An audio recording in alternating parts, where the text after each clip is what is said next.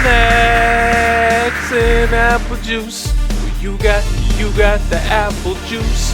That sounds like a rock and roll remix to rap. Imagine they had a rock and roll song for Rap Snacks as like the show jingle or commercial jingle for the crossover appeal. I got you. With young Martin Luther King on the front. Let me try one of those. It's actually Little Romeo, and I don't think we agreed on the Martin Luther King thing. I think not being anything but young because he was a young individual. Those are some good snacks. Those are good rap snacks. Those are barbecuing. Yo, Master P does not lose. No, man. All he does is. All I do is win, no matter what.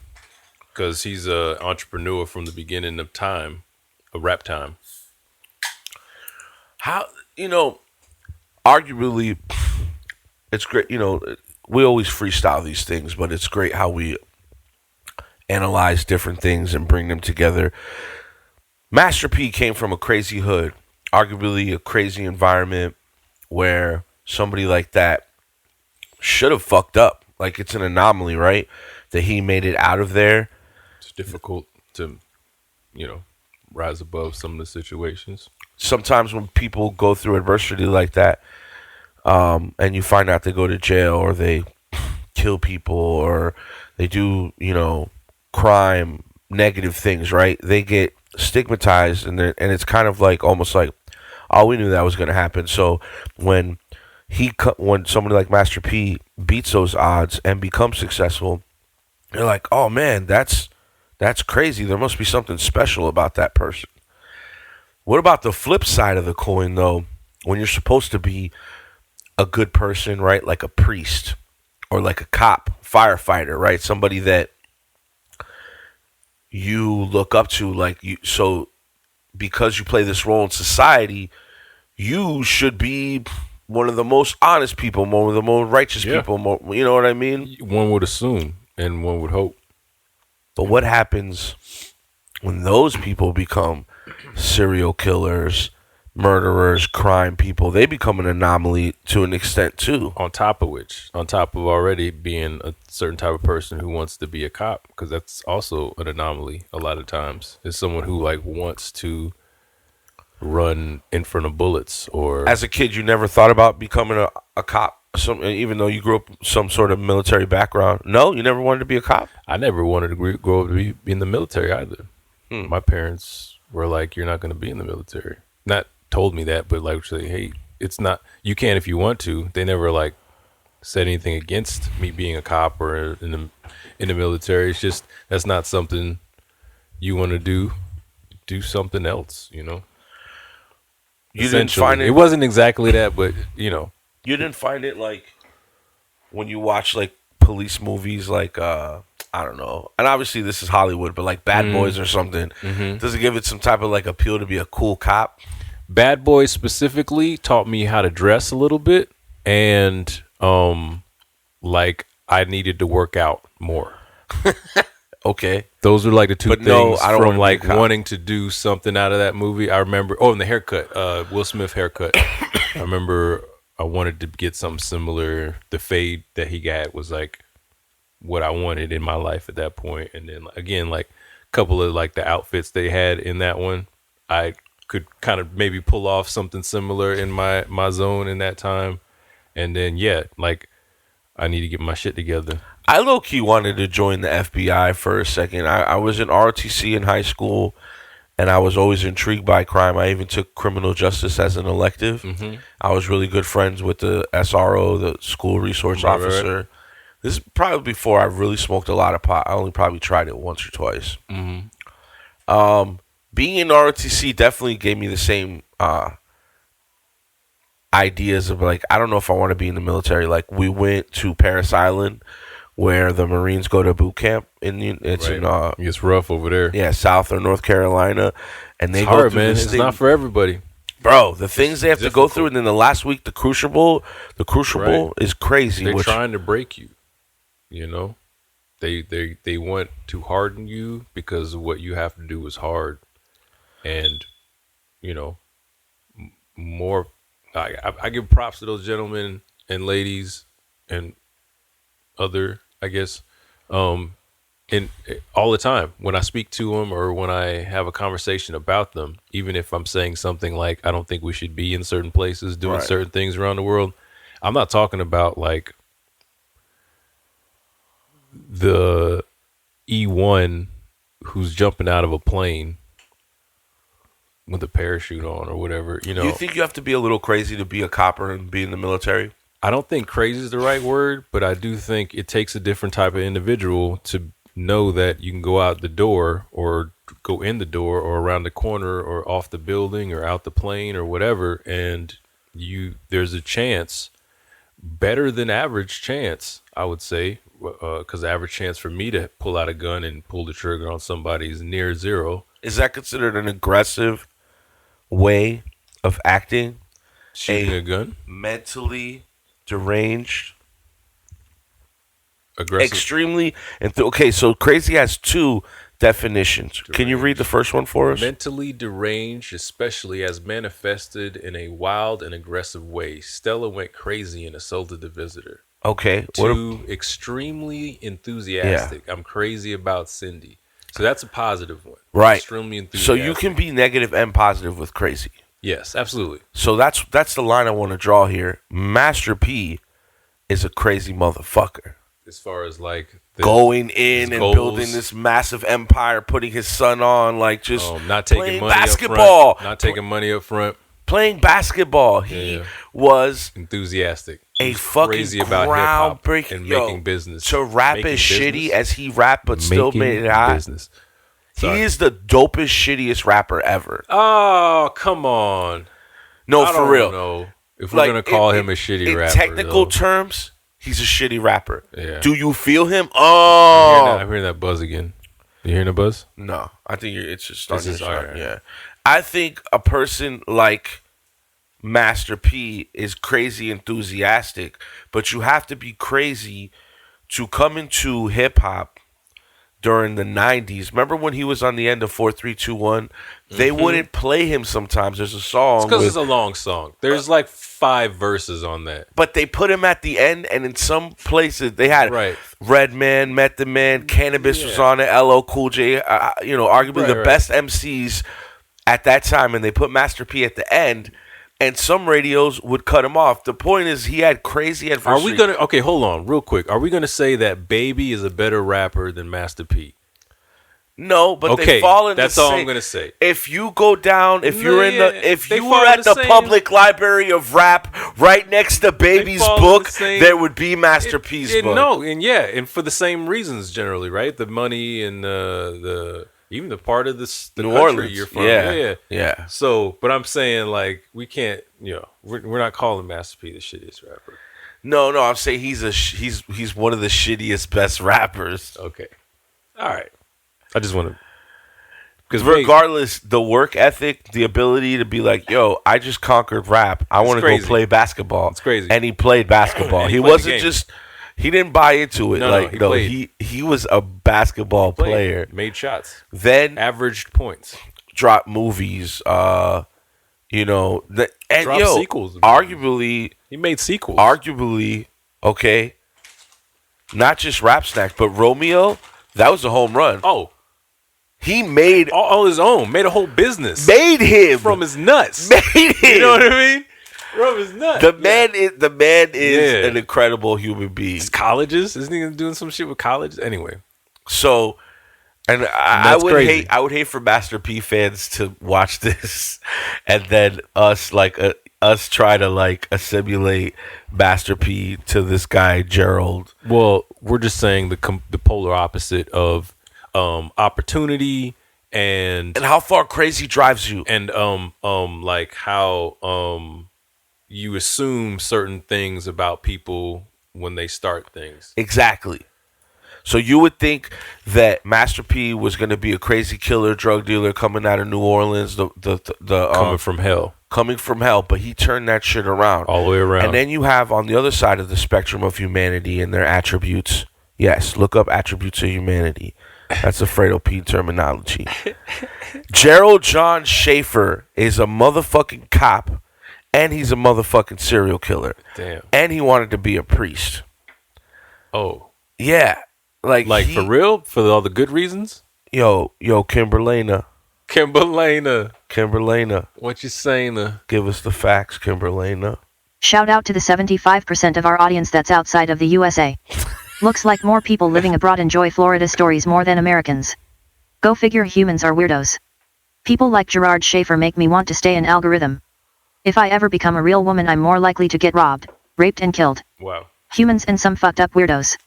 Can't even trust cops in this bitch. Wow. Fuck your world. Wow. This episode is about a crazy cop serial killer. Gerard John Schaefer Jr., March 25, 1946 December 3, 1995, was an American murderer and suspected serial killer who was imprisoned in 1973 for murders he committed while he was a sheriff's deputy in Martin County, Florida. Schaefer was convicted of 2 murders, but was suspected of many others. He frequently appealed against his conviction, but privately boasted, both verbally and in writing, of killing more than 30 women and girls. In December 1995, Schaefer was stabbed to death in his prison cell by a fellow inmate. Gerard Schaefer was the first of 3 children born to Catholic parents, Gerard and Doris Marie, née Runcie, Schaefer. He was born in Wisconsin and was raised in Atlanta, Georgia, where he attended Marist Academy until 1960 when his family moved to Fort Lauderdale, Florida. Schaefer did not get along well with his father, who he believed favored his sister. In his teens, he began an obsession with women's underwear and became a peeping Tom, spying on a neighbor girl named Lee Hainline, of whose subsequent murder he is suspected. Schaefer would later admit to killing animals in his youth and cross-dressing, although at other times he claimed the latter was solely part of his successful attempt to avoid the draft during the Vietnam War. After graduating from St. Thomas Aquinas High School in 1964, Schaefer went to college at Florida Atlantic University, and got married during that time. In 1969, he became a teacher at Plantation High School, but was soon fired for totally inappropriate behavior, according to the principal too. After being turned down from the priesthood, Schaefer turned to law enforcement as a career, graduating as a patrolman at the end of 1971 at age 25. On July 21, 1972, Schaefer picked up 2 teenage girls who were hitchhiking while on patrol. He abducted them, took them to a remote forest and tied them to trees where he threatened to kill them or sell them into prostitution. However, Schaefer was called away on his police radio, leaving the girls tied up. He vowed that he would return. The 2 girls, who were aged 17 and 18, escaped their bonds and went to the nearest police station, which was actually their kidnapper's own station. When Schaefer returned to the woods and found his victims gone, he called his station and claimed that he had done something foolish, explaining that he had pretended to kidnap and threaten to kill 2 hitchhikers in order to scare them into avoiding such an irresponsible method of travel. Schaefer's boss did not believe him and he ordered Schaefer to the station, where he was stripped of his badge and charged with false imprisonment and assault. After posting bail, Schaefer was released. 2 months later, on September 27, 1972, Schaefer abducted, tortured, and murdered Susan Place, aged 17, and Georgia Jessup, 16, and buried them in Oak Hammock Park in Port St. Lucie, Florida. In December 1972, Schaefer appeared in court in relation to the July abductions. Due to a plea bargain, he was able to plead guilty to just 1 charge of aggravated assault, for which he received a sentence of 1 year. In April 1973, over 6 months after they vanished, the decomposing, mutilated remains of Place and Jessup were found. The girls had been tied to a tree at some point and had vanished while hitchhiking. These similarities to Schaefer's treatment of the girls who had escaped led the police to obtain a search warrant for the house he and his wife shared with Schaefer's mother. In Schaefer's bedroom, the police found lurid stories he had written that were full of descriptions of the torture, rape, and murder of women, whom he routinely referred to as whores and sluts. More damningly, the authorities found personal possessions such as jewelry, diaries, and in one case, teeth from at least 8 young women and girls who had gone missing in recent years. Some of the jewelry was from Lee Hainline Bonadies, Schaefer's neighbor from when they were teenagers. Bonadies had vanished in 1969 in Fort Lauderdale, after leaving a note for her husband saying she was making a short trip to Miami. Schaefer was never charged in connection with her case. Her skull, which was found to have multiple bullet holes, was discovered at a construction site in Palm Beach County in April 1978 and identified 1 month later. 3. Also among the items was a purse identified as belonging to Place. Place's mother later identified Schaefer as being the man she last saw with her daughter and Jessup. Schaefer was charged with the murders of Place and Jessup. In October 1973, he was found guilty and given 2 life sentences. Authorities soon stated that he was linked to around 30 missing women and girls. Place and Jessup may not have been Schaefer's final victims. 2 14-year-old girls named Mary Briscolina and Elsie Farmer vanished while hitchhiking on October 23, 1972, just a few weeks after Place and Jessup were killed. 4 their bodies were later recovered, and jewelry belonging to one of the girls was later found in Schaefer's home. He likes Schaefer to appealed his keep conviction, things. claiming at one point that he had been framed. All his appeals were Of rejected. course. Schaefer later began filing frivolous lawsuits, trying to sue one true crime writer, Patrick Kendrick, for describing him as an overweight, doughy, middle-aged man who preyed on victims who were psychologically and Built like a physiologically weaker chicken than nugget. him, and separately trying to sue authors Sandra London, Colin Wilson, and Michael Newton and former FBI agent Robert Ressler for describing Schaefer as a serial killer. In support of her defense against the lawsuit, London compiled an exhibit of photocopies of 500 incriminating pages of his handwritten correspondence, and the judge dismissed Schaefer's complaint without further ado. After London provided copies of the 500-page exhibit to Newton and Wilson, Schaefer's lawsuits against them were also dismissed. Kendrick's suit was continued until Schaefer's own murder in prison. Until his death, Schaefer continued to threaten Sandra London. He also wrote threatening letters to Kendrick, suggesting he had willing agents who would do his bidding and that Schaefer would hate to see something happen to your family. Kendrick went on to write fiction novels often describing brutal murders, which he relates to his experience with Schaefer. On December 3, 1995, Schaefer was found stabbed to death in his cell. Fellow inmate Vincent Rivera was convicted in 1999 of killing Schaefer and had 53 years and 10 months added to the life plus 20 Shout out years to sentence you, he was bro. already serving for double murder. Rivera did not confess to the crime, nor give a motive, although he did reveal highly allegedly, relevant shout out to circumstances in you. correspondence he sent to Sandra London. To wit, Rivera had been an ear witness to the prison murder of Frank Valdez and the second assault by corrections staff he sustained. Rivera had written a complaint about the first assault on Valdez, and was still held in the cell next to Valdez when the second beating killed him. Rivera was actively resisting the cover-up, claiming Valdez had killed himself, filing multiple grievances and appeals, when he was accused of killing Schaefer. Schaefer's sister Sarah told reporters that Schaefer's murder was a cover-up related to his attempts to verify the confession to the killing of Adam Walsh that Otis Toole had made and then subsequently retracted.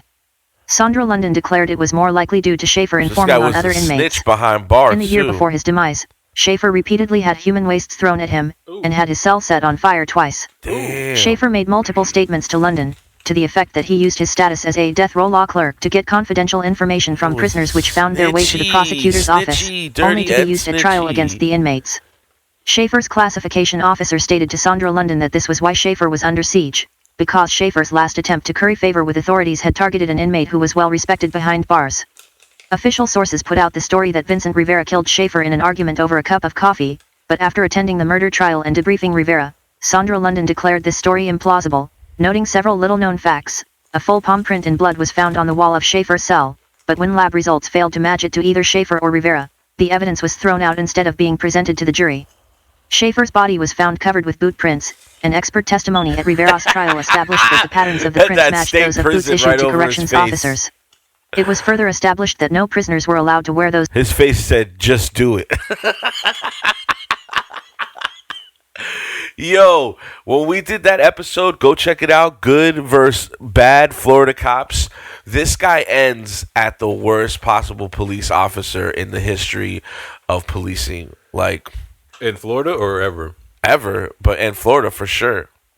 Well, we'll put him on the list because you don't know. We don't know them all. Well, there's never been a Florida serial killer cop. Okay. And that's why I brought this up, because you really have to be on that spectrum of crazy to think that you're going to be able. I mean, the guy was probably going to be a priest, so imagine what he would have done, Right. And if he was a priest serial killer. Wow. Either way, he was going to be a serial killer, right? He was going to be. You some think it was version- Florida that spawned the serial killer, or this guy was always? Well, he grew up in Georgia, right? And he had I think he hated his father because she liked his sister. So there's something in the childhood. Yo, 'cause he had I'm a pretty really trying to figure out what happened those first two times. If what Kimberly said was true, then he got away with it 2 times before he even did it. Yeah, it was third. 1972. On some regular shit. He was a cop, Yeah. and he fucked up, was trying to like kill him, but then had to leave, and then the guy didn't believe him, but then he got out on bail. Yeah. And then, so what happened with that? How do you? Well, he got out on bail, and we're gonna see because we're gonna play one of these true crime, copyright-free, fair use documentary clips that basically he didn't kill the first 2, so he didn't get a murder charge. He got like a kidnapping charge, so they let him out on bail because of that. And the thing that was crazy too is this guy doesn't fit the profile of your technical serial killer. Like, he's got a wife, he's got a regular job, You know, he just has some weird kind of like he either sees you as like a whore or like a pure virgin, and if beautiful you're a whore, girl. he has to rape you, Kill and your kill ass. You? Does he rape too? Yeah, and So he has to rape you and kill you. yeah. I see. You think with people like this that it's a good thing that he got killed, like supposedly from one of the inmates? I never think killing anybody is a good enough punishment. Not even people like this. No, I don't think so. I don't think it's a good enough punishment. I think there's things you can do, and I think I've said this before. I always go back to that scene in Big Little Nicky with Adam Sandler. You seen that movie? Yeah. Remember the part where as Harvey Keitel's the devil, right? His dad, and I think Nicky's down there talking to his dad, but it's a regular day, so the devil's busy, and every day at noon he's got to stick a pineapple up Hitler's ass. Yeah. You know what I mean? For every day for all of eternity, Hitler is getting a pineapple stuck up his ass. He wants to get the small pineapple because it's easier, but the devil, Harvey Keitel's like, nah, come on, get the big one, because I'm going to stick a big pineapple up your ass every day for all of eternity. That's worse than death. Of course it is, because it's every day and it's consistent. It's like, I don't know, like chemical castration for repeat offending child molester. Does that hurt? I don't know. It sounds terrible. I don't know what it does exactly, but like. Well, the only reason I asked is because they say lethal injection is like the most humane way of killing somebody because you don't really feel which pain. is ridiculous in itself, because how do you humanely kill somebody? Get the fuck out of here. That's what the fuck they say about like how they humanely kill animals. It's like you're killing. Fuck does it matter? But yeah, even that, like torture to death, maybe that holds some sort of for some people, but me personally, I think you could do a lot of stuff besides kill somebody that would like fucking like ruin them. You know what I mean? And I think that's more satisfying. If somebody does something terrible to a member of my family, if I, am not the one, if they get arrested and I'm not like catching them or something like that, I wouldn't want to see them killed necessarily. I don't think.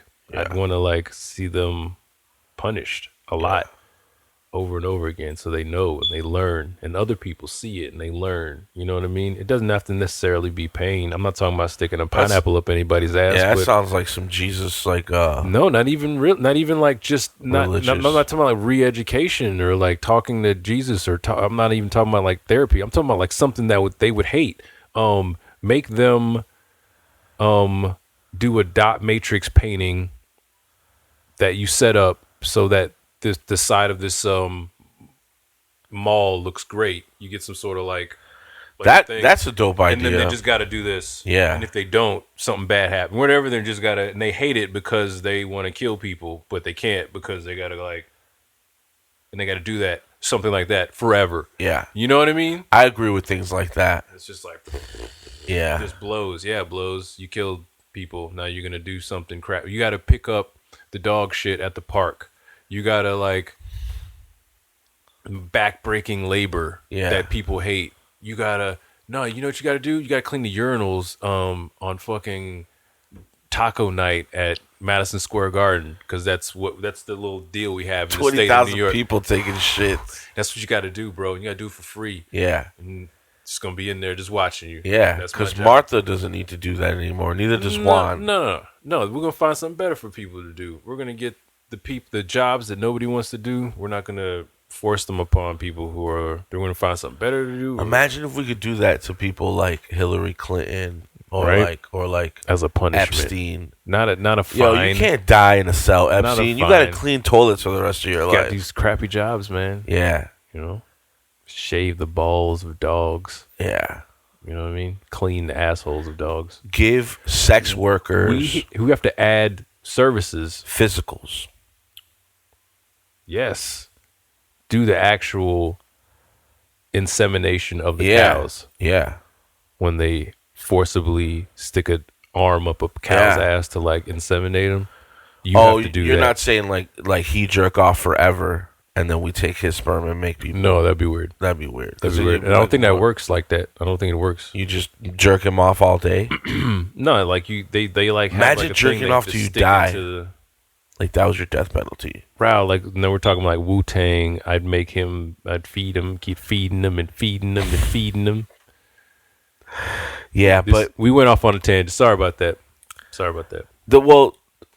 Coming back to the point of Bringing it you back. can't never You can't never think Okay. that people that you think are doing good Okay. could possibly do bad, and vice versa. You see a motherfucker in the hood trying to make it and come up, don't you be judging that motherfucker. Don't you be. Because you never know where he's coming from. You never know. They might need a little helping hand. Yeah. Because right around the corner, there's a crazy fat cop built like a chicken nugget that's going to rape and pillage your daughters. So be very careful when you come down to Florida. Gerard Schaefer, killer cop. In sunny Florida, from behind the palms, a monster unleashes appalling violence.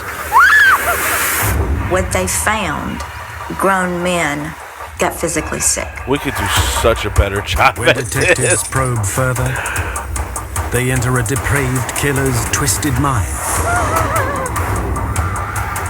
I never thought that I would be that close to someone who was capable of doing those things. And most shocking of all, he's one of their own. He's one of the most extreme cases of the modern serial killer that we have ever known in criminal history. South Florida, once again.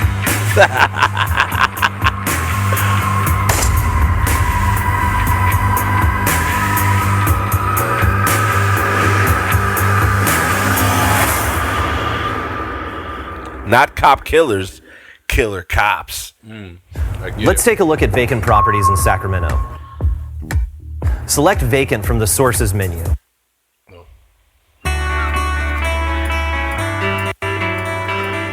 Martin County, Florida. Right above Fort Lauderdale, Point St. Lucie. The Sunshine State's hidden gem is blessed with miles of beautiful beaches lapped by crystal clear waters. That's really nice. Those of us that live here call it paradise because it's laid back. It's summer, 12 months out Let of me the get year. one of those Martin Luther King snacks. So you can just come here and be yourself. In the 1970s, young Americans flocked here to soak up the sun and enjoy its relaxed atmosphere. Young people would come here simply because it was an oasis for them. The mix of fun-loving tourists and law-abiding locals makes for a peaceful life. Compared to many other places in Florida, it was fairly calm and quiet. We didn't have rampant crime, so it was a good place to be a law enforcement officer. It's like the scene in Jaws. One man sworn to serve some and bad protect hat, the Harry. people of Martin County is Sheriff's Deputy Gerard John Schaefer. Yeah, man, that's scary, He's a man. recently married It's a regular 26-year-old. It's scary enough, like cops being regular people, you know, in the way that some people are assholes. So if you're a cop and you're an asshole, then you do shit like manhandle a 14-year-old girl when you can just probably figure out a different way to do it. Some of these people look intimidating. When you're built like a chicken cutlet, you don't look that intimidating. Chicken cutlet. A chicken cutlet with a sheriff's badge. Little unseasoned piece of meat.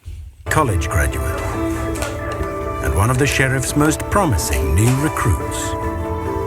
That's a chicken cutlet right there. We were looking for educated young law enforcement officers. This guy's who built could like get a along dress. well with the public, and Schaefer made a pretty good appearance. I like those glasses. He I looked think my next passable pair in of glasses is uniform. going to be similar to that. Schaefer's? Yeah, man. Can I get the Schaefer? Schaefer's. Schaefer transferred from nearby Wilton Look at that Manors, chicken nugget, baby. man. Hey, chicken Glowing nuggets are references good for following me. the drugs bust. Let me tell you something. He had a letter of recommendation from his previous chief praising him for Thanks, some Chief. work he had done. So Way to we be, did Chief. hope I that bet he you that would chief fit feels well like, and work well. That would slip through the crack. My bad. And there's one more thing that makes Schaefer an ideal candidate. He's a local boy with intimate knowledge He's a local of Martin boy. County's wild countryside. Yeah, he is. That wild countryside. Where I This killed area animals. at that time period was very remote, but Schaefer knew the area. It seemed reasonable to hire this well-respected young man to become a deputy sheriff. With intelligent young deputies patrolling the area, Martin County's reputation as a small piece of paradise looks assured. When I feel like intelligent and angelic But fall in the same in the summer bag. of 1972, shocking news shatters its tranquility.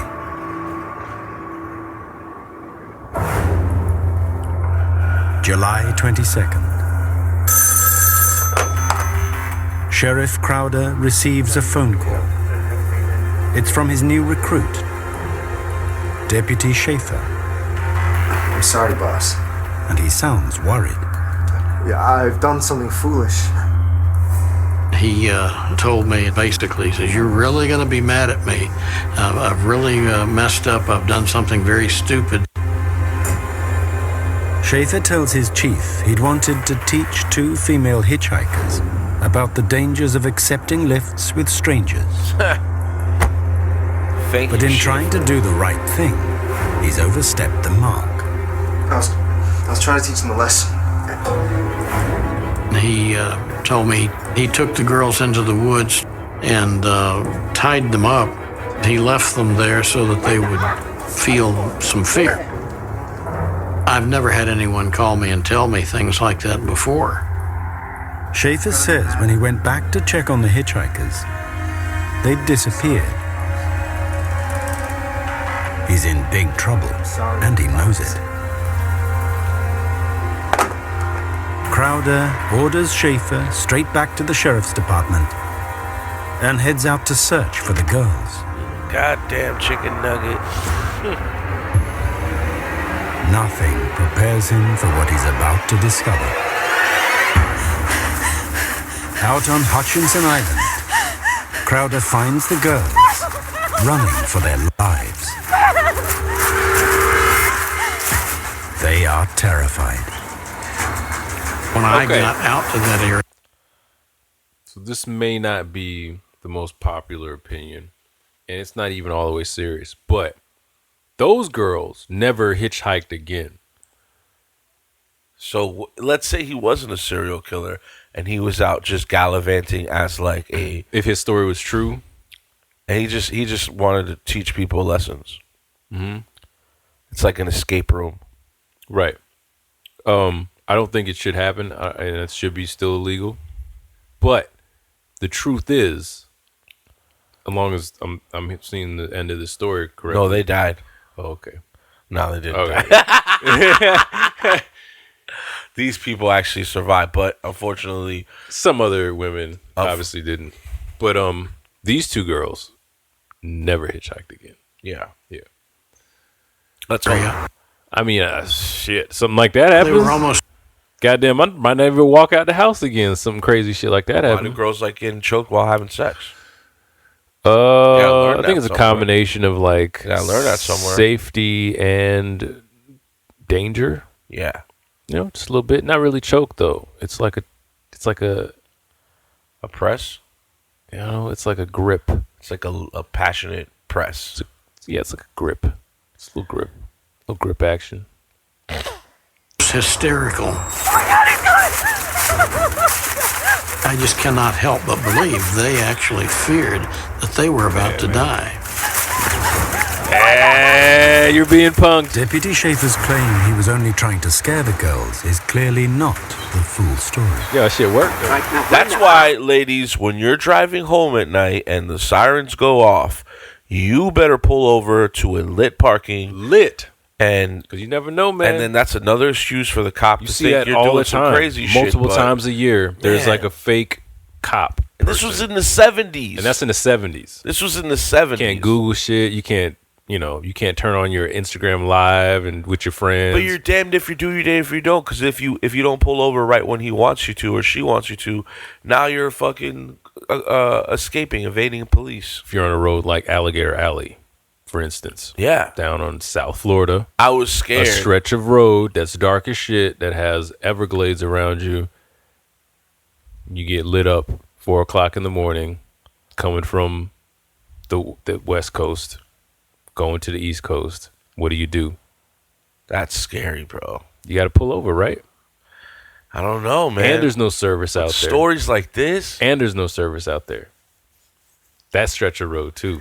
I'm surprised there's not more like missing something over there. I get eerie during the day going through that motherfucker. Yeah, that we know of. I've been through there a couple times. One very sketchy time, but like, it's crazy. You got, it's Florida. You got to do it to get to one side of Florida. If you're in the bottom of Florida, you got to take that road to get to the other side. Yeah, we want to go to Naples. Naples, yeah. Yeah, if we end up making that drive. Never been there. Naples? Yeah, you know anything about Naples? Very rich. Yeah? Yeah. A lot of rich white people. Do they got like clubs? They probably got like a bar. It's like Coconut Grove, South Beach kind of area.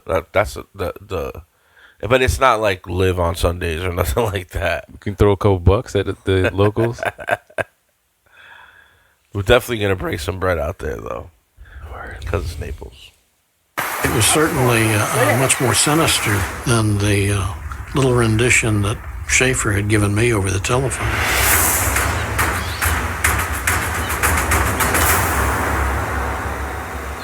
Florida can be a very crazy place, man. The girls are two friends on holiday. Wow, is that a real picture? 17-year-old Nancy Trotter and 18-year-old Paula Wells. They explain that the day before they were hitching a ride to the beach when they encountered Deputy Schaefer. No, I know. There's a lot of creeps around here. You gotta be careful. You're lucky that... The cop warned them. Yikes. Taking lifts from strangers is dangerous. Tip, don't talk about how you're not creepy. To keep them safe, he offered to drive them to the coast himself the next day. I'll do it. You know what I mean? Come on. Even if the guy's a little creepy, he's got a badge on like that. I know, man. Oh, man. Got that ultimate reinforcement, you huh? could be eating like a glazed donut and you're still fucking licking your fingers and stretching out like Cosmo on the floor. These two girls trusted a man in uniform. He's charming, he's charismatic, and they know nobody in this town. So they agree. Yeah. But Nancy and Paula's safety was the last thing on Schaefer's mind. Last. Ooh. That's creepy. The girls tell investigators that the following day the deputy turns up as promised. But he's driving a civilian vehicle and is not in uniform. Schaefer explains he's working undercover.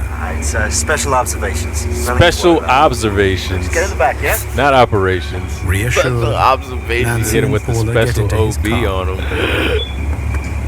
You all set? They don't head to the beach. Where's your parents at? Instead, Schaefer drives them to a remote I mean, part even of if you Hudson. tell your parents, we met this really nice officer, he's a Yeah, local. It's an island. It's weird. He's going to give us a ride. And like, No. okay, honey, you're going with officer. Nah, fuck all that. No. No. No. Well, No, now, not the parents thing. Now I get it. But back then, 72? Well, I couldn't tell you what happened in 72 and how we felt. Me as an adult right now, there's no way in hell. What are you talking about? Officer who? You going to drive you to the beach? Who? Who is this? Let me talk to him. What are you talking about? Don't make any sense. Yeah. You don't meet officer. It's not a civilian police officers. The worst day of your life, usually. Yeah, but it's Not like, to go to the beach and hang I out. think serial killers was a popular term in 1972. I I don't think it so. really. I think it got like popular late 70s, Right.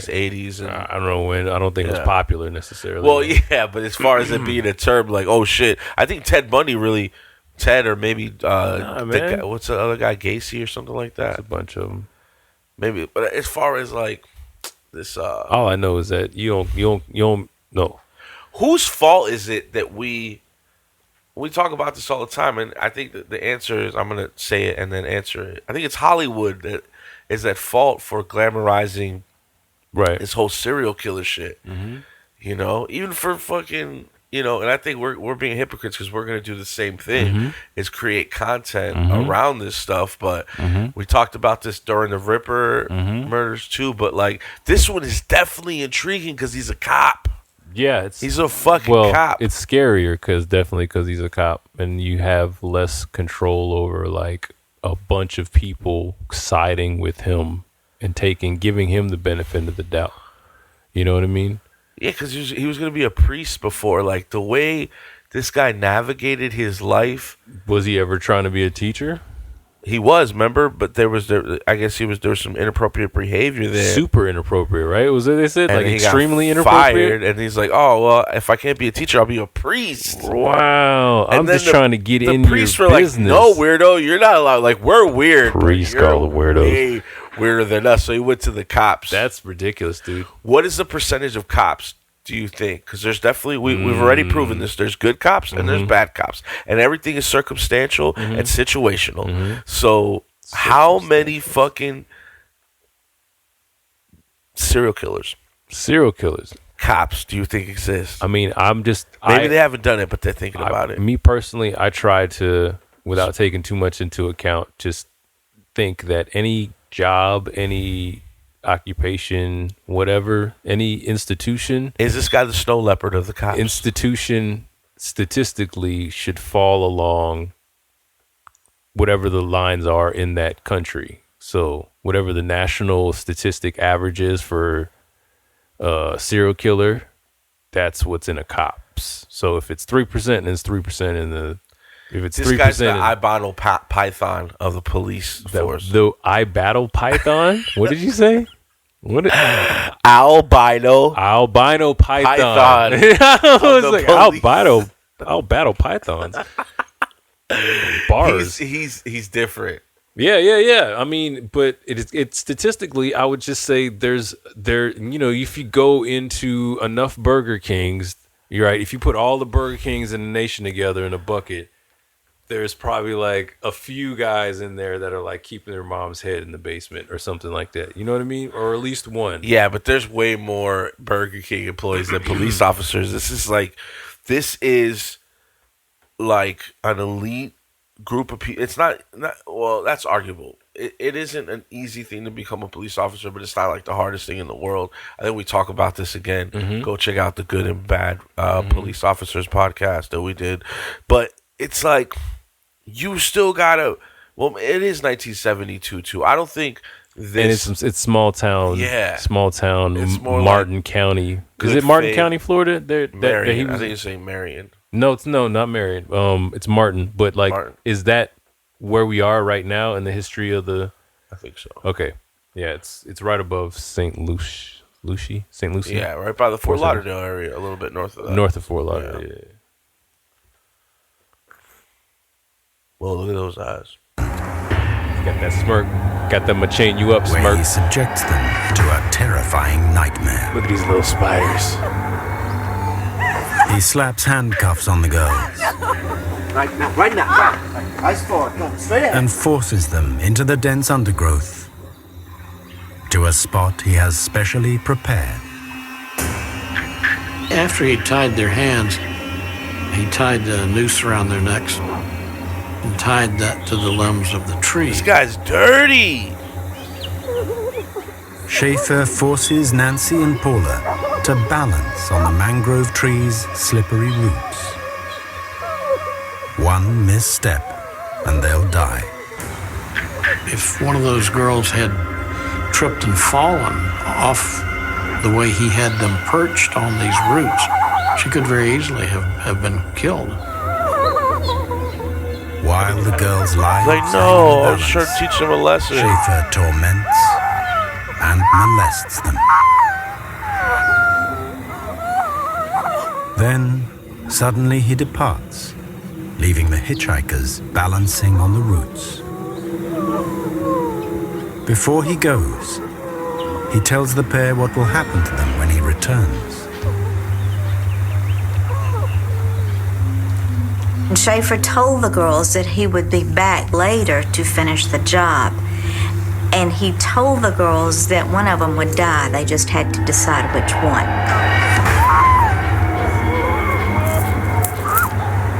Incredibly, Nancy and Paula managed to wriggle free of the nooses.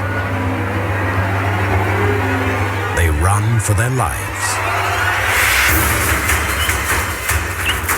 Thank God he wasn't a good noosemaker.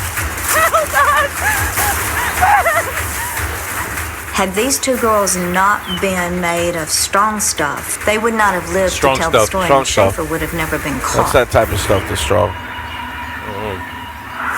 Hemp. Sheriff Crowder immediately fires his deputy and arrests him for abduction and aggravated assault. Chicken nugget looking ass.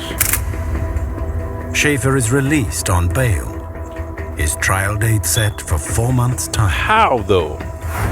How you kidnap somebody and get released on bail? 1972. So twisted. I never thought that in my career I would. Nah, man, you gotta be looking be at like that close what to some. the fuck somebody did. You know what I mean? Not like technically, if we look here on the list of things, it's this.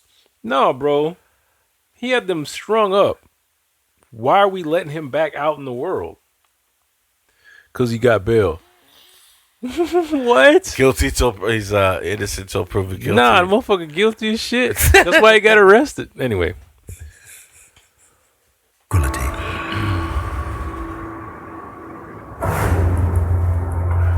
July 22nd. Sheriff Crowder receives a phone call. It's from his new recruit. Oh, you hit the you went Deputy Schaefer. Go up further. You walked over. Yeah, I think this is about it. But the judge has no idea he's given the former deputy a perfect window of opportunity to satisfy the darkest urges of his twisted mind and commit the most depraved acts of violence.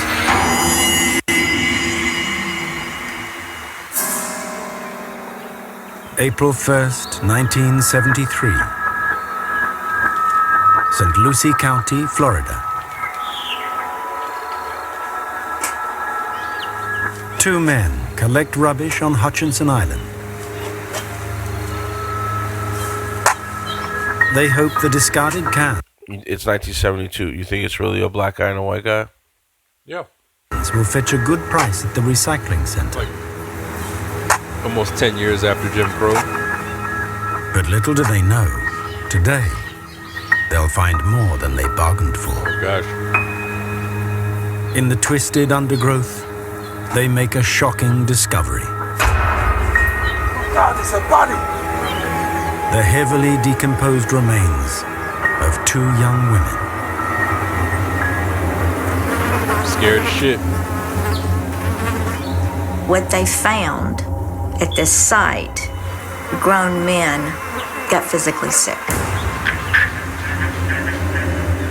The bodies had been hacked to pieces and then buried in shallow graves, and then the wildlife had dug them up. I'm gonna find someone.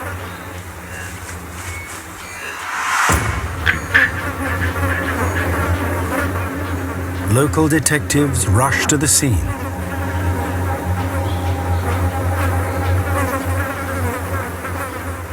It's impossible to tell when the victims were killed or how long their remains have lain undiscovered.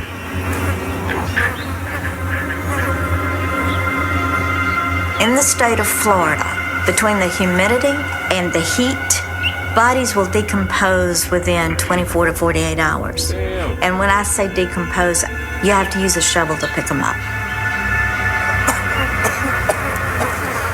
But there is enough evidence to piece together how the women died. Their arms are bound with the remnants of rags. Their bones show signs of knife cuts. And on a nearby tree, investigators discover something unusual. The impressions of thick ropes. The only reasonable explanation for the marks was from someone with a noose around their neck trying to balance to keep from being killed via hanging. Detectives are certain the young women suffered a terrible fate. They had been tied up, put in nooses, and then slaughtered. It was the absolute worst crime that the investigators had ever seen in this county. To discover the victims' identities, detectives analyzed the evidence. Should you be wearing some gloves, bro? Match the dental records of you should be wearing some gloves or something. 17-year-olds. Straight off the cuff, right? Can't taste it if you got gloves on. Yo, that's crazy, bro. Susan Plate and her friend, 16-year-old Georgia Jessup. Their clothes are also recovered from the scene. Why anyone would murder these girls is a mystery.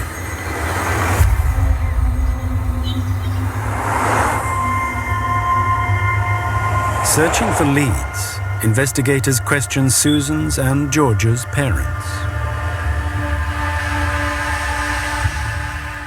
Susan's mother, Lucille, last saw the girls 6 months ago.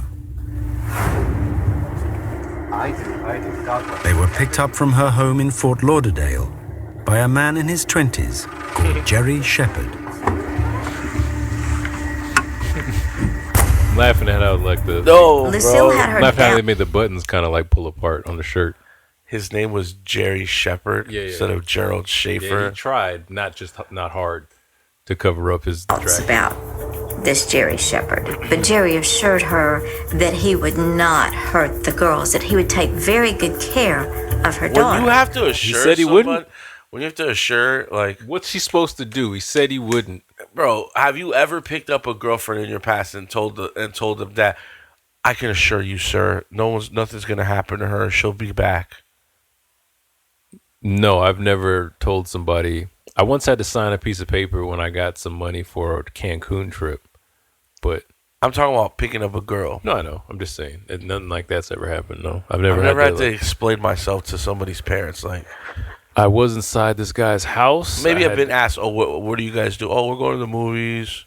"Yeah, I'm gonna be driving. We'll be back around 11:30." That's it. Yeah. Never like, are you gonna hurt her? Yeah, I assure you that nothing will happen. Hey, listen, I'm not gonna hurt My name is Shepard. Your 14-year-old girl. That I'm as an promise. adult, I'm here. And he gives her one of that smile. Stop it.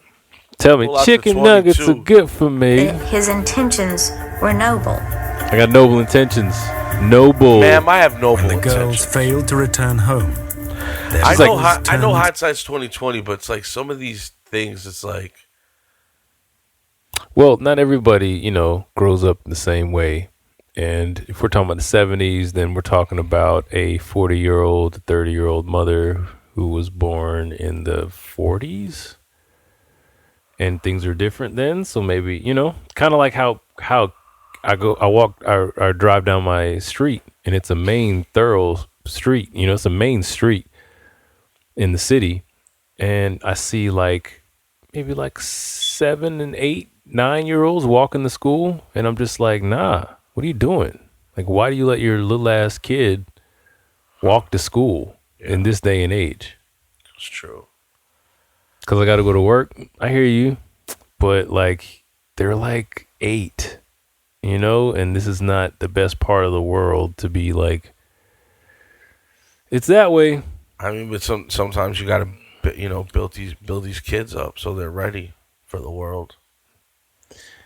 I remember my meter for that was once he can push me off of him, then he can go walking places. You know what I mean? And if I try to grab him by the arm, and he can't do anything about it, I'm not talking about winning necessarily, but I'm talking about like just doing something about it to make it difficult, then I can't let you just walk around by yourself. Yeah. You know? No, that makes sense. So 6 years old, getting him prepared for the world at 6, this ain't shit they can do about some little weirdo like this guy to pick him up. Yeah. So, anyway. He looks at him like antelopes. You know what I mean? Sleuth. Among George's possessions, they found a letter she'd written to Shepard that had been returned to sender. How did she get his address? The letter gives Shirley and Lucille an address to start the investigation of where their daughter might be. I mean, for all they knew, the girls were still alive. They had just run away. The mothers tell investigators they traveled to Shepard's apartment 130 kilometers away in the town of Stewart. It's about 100 miles. And soon discovered he was not who he had claimed to be. They meet the apartment manager, and the apartment manager explains to them that there's no Jerry Shepard there. That the person that now lives there is a Gerard John Schaefer. Yeah, what is this guy? The manager then revealed why Schaefer no longer lived at the address. He's not all bond for trying to rape 2 girls. The manager says that he is in jail for molesting 2 young women on South Hutchinson Island. Molested. He was raping. Lucille and Shirley's detective work connects former Sheriff's Deputy Gerard John Schaefer to their daughter's murders.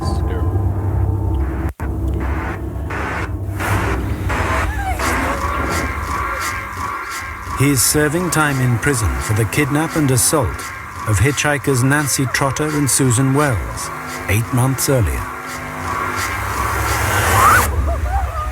Investigators immediately recognized similarities between the ordeal So they he did it endured when he got out on bail. and the slayings of Georgia Jessup and Susan Place. Shouldn't have let his ass out. The difference in the 2 crime scenes is that Susan Place and Georgia Jessup were executed. Trotter and Wells got away, but there was a pattern, with Schaefer being common denominator. But to convict Schaefer of the He must have murders, been pretty strong in order for 2 girls not to try to take him on. You know what I mean? I mean, when the lady says they were made of strong stuff, maybe not. That's strong. That's strong. And how would the lady know? And again, that part of Florida, you know, say it's 2018 and it's Kissimmee, BVL. You think you're going to get 2 Dominican girls? Not happening. One Dominican, like, there's a lot of lower body, like, you know, the ass kind of. It's not. It's just. It's not even the body. It's the and when I say attitude, I don't mean that in a negative way. I mean the ideology. The just like, what, you ain't gonna fuck who? Yeah. Not me. Not me, my guy. Yeah. My dude. Well, are these girls walking to school at a young age? You know, are they because their parents come from maybe the East Coast? A lot of people come down to that area from the East Coast or straight from the islands, and there's more of a survival. The walk, like the ones I see walking down the street, right? Yeah. But again, at 6, there's a different thing that you can do as a 14-year-old, 15-year-old. Yeah, because I think these girls were like 16, right around there. It's a different, and then you grow up in a house that's generally animated, loud, aggressive, all across the board. Shout out to Dominican people. Just in the best possible way, you know what I mean? Just like it's just a more animated situation in like a Southern Baptist. So basically, little white girls can't handle the truth. No, I would say when you grow up in a certain way, right? Like that. What the fuck is that? Is that like some white religious shit? Yeah, not white, but like just more like calm and quieter and like, hey, could we possibly not do this today? Can we do this another day? That makes you a weak little bitch. Instead of being like, yo, we're going to talk about this, but not right now. You Plus, understand? mom's been hit you with the chancleta growing up. You know what I mean? It's just built different. Just all kinds of like your all reflexes. Kinds of things, you got the bob and weave going on from all the across chancleta. time, all across your little youth or whatever. It just happened different for you to the point where I can get 2 of these girls out the car. Yeah. And yeah, I guess maybe majority white, but that's not what I'm talking about. I'm just talking about just like general thought process and ideology growing up is be nice, be courteous, do whatever. And the other one's be nice, be courteous, but do not take any shit from nobody. And what's more, if somebody gives you shit, no, that's put it right back in their fucking fine face. print. Yeah. That's the fine print right it's there. It's like, I don't know, guy. I don't know you. And I'm not going with my you. guy. My guy. A lot of this. You got to, I don't know. I got another question for you. Should the judge in this case that allowed Schaefer to get bond, what the fuck is that something should happen to the judge, right?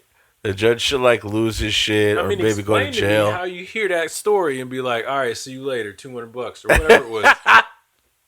Yeah, right. Maybe it's because he was a cop and had a wife. Again, yeah, one of those things, right? Benefit of the doubt. Maybe the lawyer says, listen, he was just trying to teach the girls a lesson. This really didn't happen. So I guess I understand. Because the story is not a crazy story. It's such a bold lie that it kind of seems like it could be true, you know? We trust you. You seem like a good guy. I said, all right, man, I messed up. I was really trying to teach them a lesson. So why'd you molest them? You know what I mean? Where's the part where you start grabbing on them? What's up with that? Anyway, I can see how kind of the thinking, but hell nah. On the merit of just him doing it, maybe it's because it's 1972. But we keep trying to say that, and I hear you was different, so I kind of agree with you, but like, I don't know. Detectives know they'll need physical evidence linking him to Georgia and Susan. I wonder if his knife was that weak. Like actually that former week. Cop's wife, Teresa. The prop master of the Sky Vision. She says her husband gave her a present shortly after the girls disappeared. She tells the police that she man, does what about have her? this that beautiful guy. suede bag that Schaefer had allegedly given her as a gift. And after the 2 girls were found, Schaefer tells her to get rid of it. It's dirty, man. Get rid of that bag. Told his wife to throw it away. Dirty. Georgia's mother says, I gave her that bag for her birthday. Why would Schaefer be in possession, and how did he get it? So dirty, you give it to your wife? That's creepy as There fuck. can be only one And then you explanation. could go to jail, become a rat. Schaefer You're a took it piece as of a shit. memento I wonder if of a horrific crime. he got some sort of satisfaction sexually of like having that in the house. There's got to be some shit that's connected to his childhood, because we're gonna see that he starts to build a correspondence with a girlfriend that he went to high school with. Okay. Because she gets a guilt trip because she wants to know why he didn't murder her and he murdered all these other girls. So he builds a correspondence with her. Yeah, let's play that. After gaining the girls' trust, Schaefer kidnapped them, This girl from Florida too. tied them up, What you talking about? put nooses around their necks, Wait a minute. and tortured them. It's a very chilling scene. It keeps me awake at nights.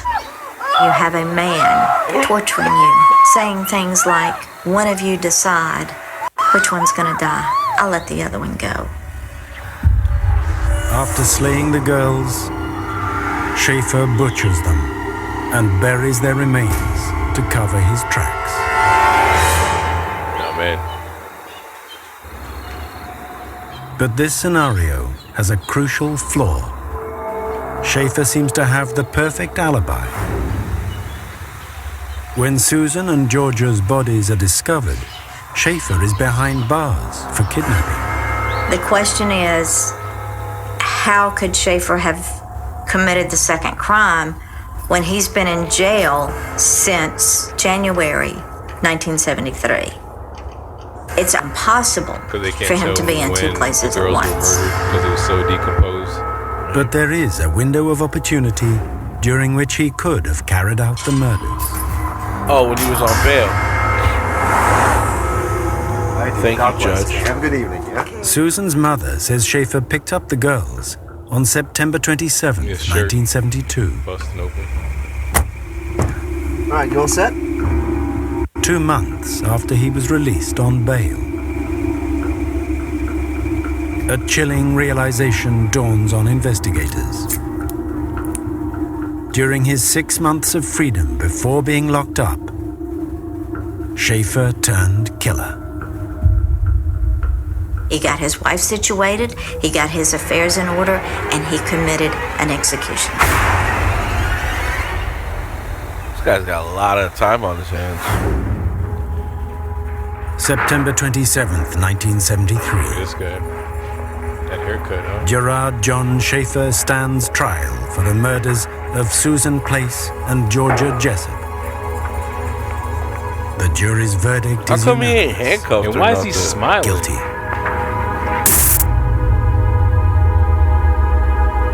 Got that benefit of The the judge doubt. sentences Schaefer to 2 Got that consecutive angelic life terms in prison. intelligence.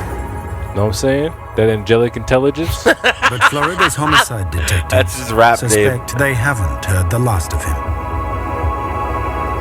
The unique way Schaefer kills suggests Susan and Georgia were not his first victims. Really? Yeah, because serial killers only kill He had twice. skills in doing this, and he'd probably been doing it for a while. It would seem extremely unlikely that John Schaefer only ever killed 2 women. Yes, that alone. Acting on their theory, detectives hunt for clues connecting Schaefer to missing persons cases across Florida. Little tip from the sponsors.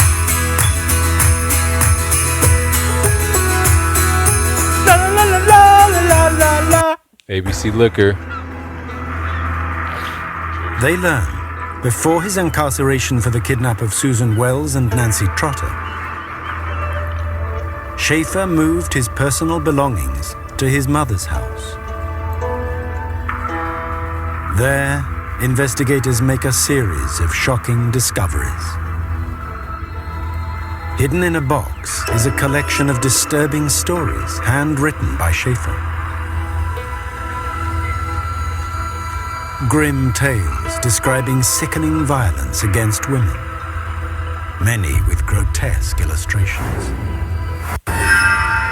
They were filled with hate, sexual violence, pornographic writings that would make even the most hardened human being I bet you read violently ill.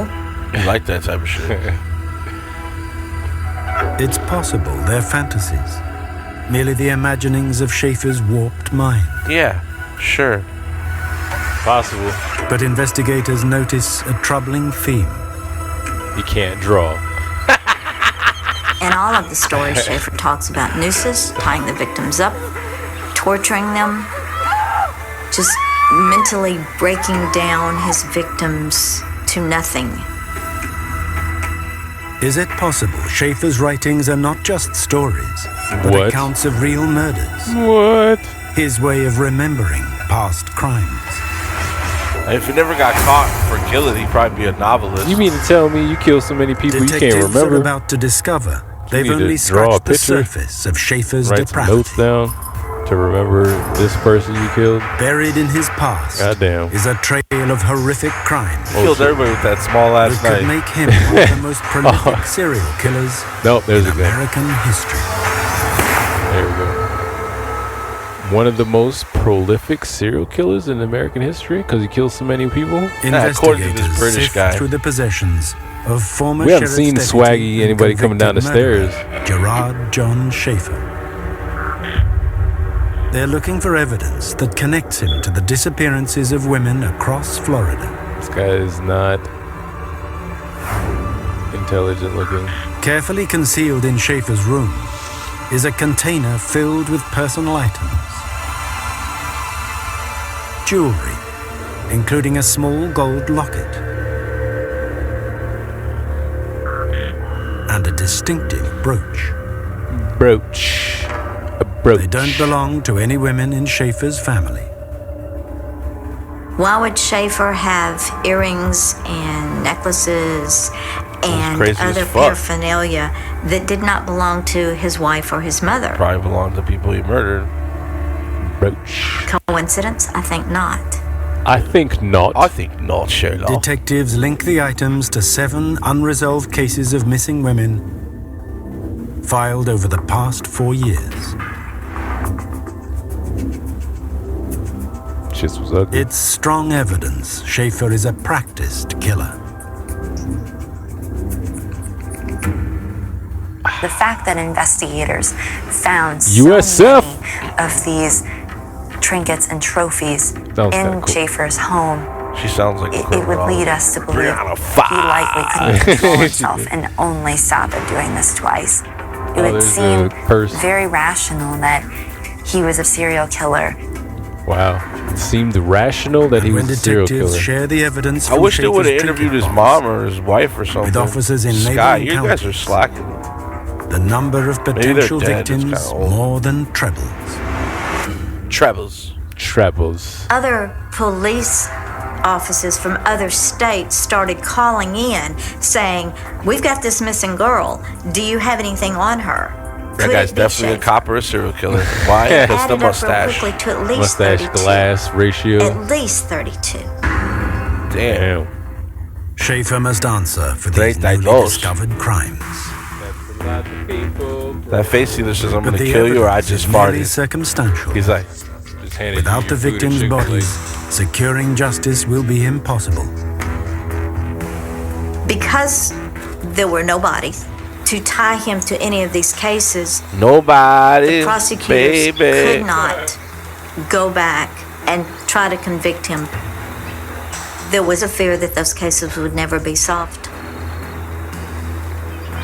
Investigators must wait 16 years before a surprise intervention finally unlocks Schaefer's bloody past. 16 years. That's a long time. February 1989. Florida State Prison. How long Schaefer receives a letter from an author called Sondra London. 16 years. She's fascinated by his story. Oh. And his graphic accounts of murdering women. Oh. She wants to write a book about his crimes. Oh. Exploring the inner workings of a killer's mind. Schaefer agrees to collaborate. Sure. But Sondra's interest is more than just professional. It's deeply personal. Looking like Kim Basinger. She knew Schaefer back in high school. Oh my God. He was her boyfriend. Wow. How could you know someone so very well, so intimately, for so long, and have absolutely no idea Of course, they're both that they chicken have a nuggets. separate life of sex and violence and depravity, and you have no clue? Back in 1964, Schaefer seemed the perfect catch. He's tall, good-looking, blonde hair, blue eyes, and he showed every sign of having every social skill that you could want. But as their relationship developed, Sondra's blue-eyed boy revealed glimpses of his dark side. On one occasion, he flew into a rage over a girl on his street. He believed she was taunting him by stripping in her bedroom window. And he said, that's where Lee Hainline undresses for me. She knows I'm watching. And he said, I'm gonna put a stop to that. I will never forget the emotion that was bound up there. Sondra didn't realize her boyfriend put women into 2 distinct groups. Whores and heathens. Schaefer classified people into two categories. Tell us, Fox. Virgins and whores. Ooh. Anyone who he could see flaws in. That's how I you see were a most whore, women. and he would Wow. find you perfect target to use for his dark secrets, for his torture You're a virgin. and murder. You're a whore. And Schaefer considered the girl in the window, Lee Hainline, no virgin. No. All of a sudden, Lee became How did a he whore. know though? Lee became somebody that Because he she got naked absolutely at the hated. window. You gotta at Lee least ask disappeared. her. Disappeared? Are you? Oh, Lee went missing in 1969. Police find no trace of her for 9 years. damn! 3 years later, becomes a cop. Then her skull is discovered in a canal north of Fort The Lauderdale. fucking glove, dog. It is punctured with bullet holes. Oh. When investigators cross-reference Especially their now, bro. evidence It's 1989. they make a shocking No discovery. excuses. Among the personal items found in Schaefer's trinket box was a locket engraved with a distinctive name. Lee. Wow, that's Whoa. not how you spell Little Lee. but extra okay. letters. Her name was to be spelled Lee. oddly. It was spelled Leigh. And her parents did ID that the locket was indeed hers. Yo, but shout out to Taking all her. of that See, circumstance if her parents would have never misspelled to that evidence. shit, that everybody spells Lee probably Who? like Lee who? L-E-E-E. But now it's Lee. Of course it's her. Lig?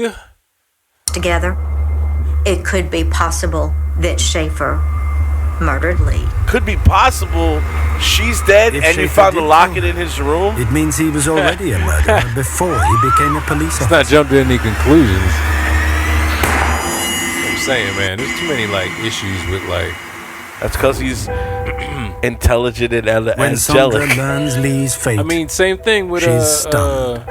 the Marquise Lord trial, man. They did so many like we're not sure. Let's just make sure type shit. It's like, what are you talking about? Isn't he on camera doing the shit? Like, what are we even talking about? Why is this taking so long? Anyway. Casey. she realizes at any point in their relationship, Schaefer could have killed her. I remembered him being angry at me, and that could have been me. Well, you didn't die. You made a fucking book career out of As it, with lady. the other missing women, Lee Hainline's remains do not yield any evidence linking the former sheriff's deputy to her murder.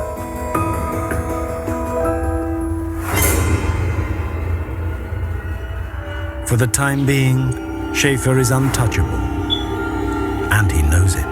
He's got 2 life sentences.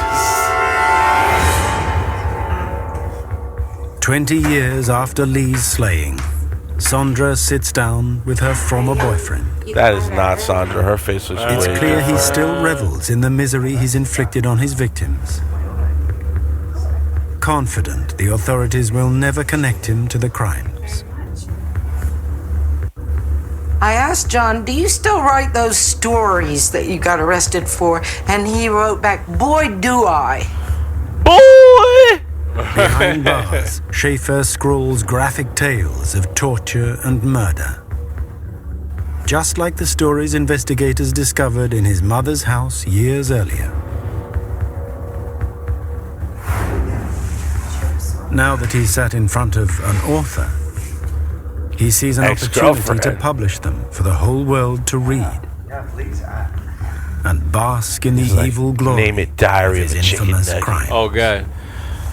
It's a He chicken bombards nugget. Sandra with Chicken, pages and chicken, pages chicken of sickening nugget. text. He tried so hard to shock me and disgust me. He started sending me these stories that were Send you some dick vile, pics? absolutely vile. What he was prevented from perpetrating in person, he perpetrated with the pen. Oh, bars. Details from his stories match how investigators believe Georgia Jessup, Susan Wells, and Lee Hainline No, the prop were master murdered. killed this shit with that little knife. These tiny little cuts. It's as if It's like, I hold Schaefer this is knife in my writing little his pocket. confession. My change purse. Schaefer wrote his No way you're hacking the body stories with that in the knife. first Nobody. person, where he's describing it in such a way where he himself can put himself there. It's an extension of reality for him. He's so sadistic, and he's gotten the torture and the pain and the mutilation so well tuned in. Yo, these novelist bitches love this shit. It's not just the lunatic writing these. Like this lady, the old lady, and the lady with the crusty face that was his ex-girlfriend. They all love this shit. Love what? Just like, criminals, serial killers, murder, blood, sadistic. Books, right? I'm Brian Fox. Is what I went to school for. Writing books, I guess. She likes to get choked. Oh, gosh. Maybe. Nothing wrong with that. Nothing wrong with that. His twisted diligence pays off. Twisted diligence. It's When also a Sandra good name for a publishes band. Schaefer's writings, investigators fail to extract any evidence that could lead to his conviction. Who for are more these murder. investigators? I don't know what's happening at this moment. There's been This so guy many like people. lazy. He's like, You can. I killed Jennifer on September 12th by the bus stop. It's like we need And to find she's some a evidence that brunette. says so. It's like, her name is Tracy, and she was not killed by a bus stop, and it was Tuesday, and it was How do actually you a get bike killed trail. by a bus stop? At a bus stop. Oh, okay. It was next to the Fell bike on top trail. of you, I guess. Logically place Schaefer at those crime scenes. However, there is no His face. physical Chicken nugget looking, evidence man. Wow. to place him Chicken at those nugget. crime scenes, except for the book that he says is fiction. That's the face you give when you're either killing somebody or It farting. appears Gerard John Schaefer may never be held accountable for the pain, torture, and murder And a small ass knife. investigators Murder. believe he's perpetrated. 3-inch blade. But Schaefer's story like is a- not finished. 6 centimeters. His arrogance will ultimately prove his undoing and expose the horrifying scale of his evil. I am Chicken Nugget Killer. So, what we learned from this is that if you ever become a serial killer and you spare one of your girlfriends, they're probably going to get turned on by the fact that you didn't kill them. And cops that look like chicken cutlets need to go under heavy-duty psychological evaluations, followed by a Dr. Phil lie tester and about 3 board psychologists No. before we just start handing out. None of that shit. No. Police need to be held at a higher regard for No, shit. they definitely do. But Especially I think, if you look like a I chicken think cutlet. the takeaway from this is judges, prosecutors, DAs, all of y'all, look at the crime. Just look at the crime and then set bail accordingly. Prosecuting later, I get all that. I get all of that stuff. But like, if somebody's accused of kidnapping and binding and molestation, just let them sit down for a while. We'll sit them down. Yeah. Anyway, other than that, don't kill people. Don't become a cop or a teacher or a priest if you want to kill people. If you want to kill people, listen. I understand that your brain works different. I understand that literally you derive pleasure from different things, not just killing people, and it affects your brain different. So honestly, at that level, I kind of sympathize with you. But to rectify the situation, I think it's important that anytime you feel like it's too much to take and too strong of a temptation, instead of going out and molesting a child or killing or raping anybody, Join the army. You can do several things. One of them including you could maybe there's a place out in DeLand. It's like an airfield, and you can pay. I think it's like $400, $500 to do the tandem jump. It's like 18,000 feet. And once y'all get out to the top, you come out pretty much right away. And I'm pretty sure you can hide that little tiny 3-inch knife and just cut off the straps that you're hooked to and just plummet to your death. Just all the way down to the ground. Yeah. Kill yourself. Or get a cellmate named Rodriguez and have him kill you with kill a you. 6 centimeter shape. You know what I mean? Cut you open. Because listen, I understand. I go all the way back, all seriousness. I go back up to the thing where I know people's brains work different. Right. And they have a sickness, if you want to call it that. Yeah. But you're still doing the thing. Yeah. You know? Yeah. You know that it's wrong. What we got to do is chemically castrate them and then cut their arms off. I don't know. So they just got numbs. If you can kill somebody with just numbs, then you deserve you're allowed. It. Yeah. If you can figure like shit out with just numbs. No, I don't think so. I think what we just need to make sure we understand is that